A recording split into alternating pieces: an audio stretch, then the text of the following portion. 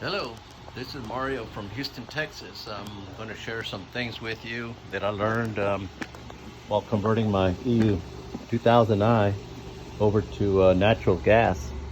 A couple of things that I did that I found out were pretty cool items to add on to it was I bought a meter which gives me a hertz, voltage, current, and a couple of other things, and installed it here. You'll have to cut that out of the panel, and the 12 volt terminals that were here are now here, which basically you'll have to take the whole thing apart.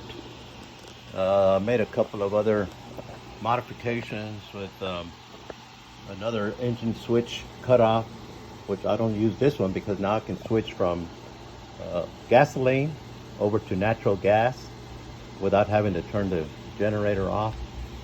A couple of other things that I found out was when I switched over to the Century natural gas adapter, you get this adapter here, and I found out that one of my gaskets was leaking, and it was causing rough running and it really hard to start. So I bought a whole new set of gaskets. I installed them, and it does run much smoother. And don't forget about this one. It's really important also, the one that's on your air box. That made a lot of difference. And by the way, I did put a engine hours meter on here on Amazon, and it does work really well. It doesn't interfere with anything.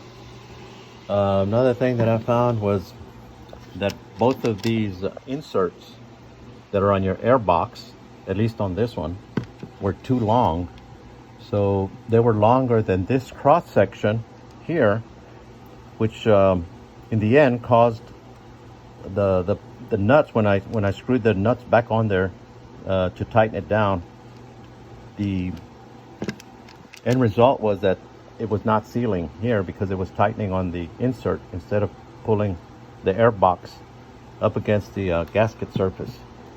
So I had to file those down to now with the exact length of the cross section.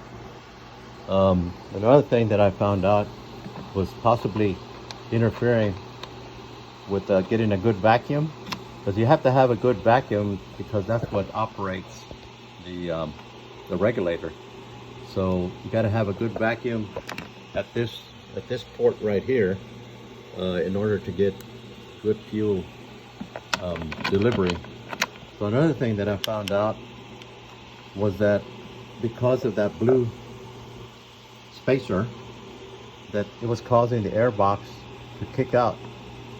I'm exaggerating a little bit, but it did cause it to kick out a little bit because there's no really spacer back here. So I added a couple of washers on the back of the air box, and in essence what that did is it straightened out the air box a little bit this way, and it probably did help.